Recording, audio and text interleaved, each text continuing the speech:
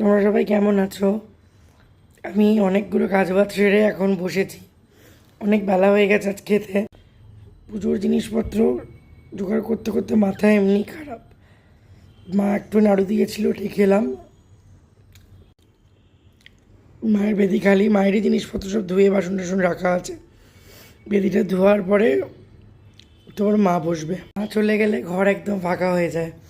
এই 5-6টা দিন আমার ভীষণ ভালো লাগে না, মানে খুব মনে দুঃখ হয়। কিছু করার নেই, মা আবার চলে আসবে। এটুকু সময়ের জন্য তো মানে একটু যেতে গিয়ে মা বিসর্জন যাবে, ওই মা পুরোপুরি তৈরি হয়ে তারপর ঘরে ঢুকবে। বছর পুজোর এত মানে কী বলবো দায় দায়িত্ব, এবারে বাবা মাই সব দায় দায়িত্ব নিয়ে নিয়েছে, আমার আর কোনো চিন্তা নেই।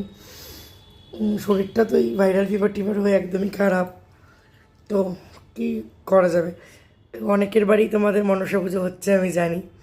সবাই ভালো করে মায়ের আরাধনা করো। আমরা আমাদের সাধ্য মতো চেষ্টা করবো মায়ের আরাধনা করার। তো সবাই আশা করি ভালো হবে। তবে কী অদ্ভুত, মানে শ্রীকৃষ্ণের জন্মাষ্টমী প্রতিবার ভাদ্র মাসে পড়ে। কী অদ্ভুত, এবারে মায়ের পুজোর আগের দিন পড়েছে। মানে এক কাজে দু কাজ। আমার একটা এরকম ইচ্ছা ছিল যে প্রতি বছর এত এত এরকম দেরি করে করে পরে এক সময় একদিন পড়লে ভীষণ ভালো হয়। তো আগে পিছিয়ে পড়েছে। মায়ের পুজোর দিন অন্দোৎসব, তো ওই দিন আমাদের গোপালকে আরও ভালো করে ভোগ টোগ দেওয়া হবে।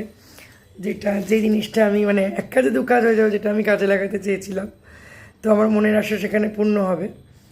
ভালোই লাগছে। বাচ্চাগুলো সবাই ওই ঘরে পড়ছে। ওদের পড়াটা হলে ঠাকুরের এই জায়গাটা আজকে ভাবছি হাত লাগাবো। সকালবেলা তেল মেখেছিলাম, মাথায় এত যন্ত্রণা করছিল, শ্যাম্পু করেছি একটু আগে, কারণ প্রচণ্ড গরম, তার মধ্যে তেলটা রাখা যাচ্ছিল না মাথায়।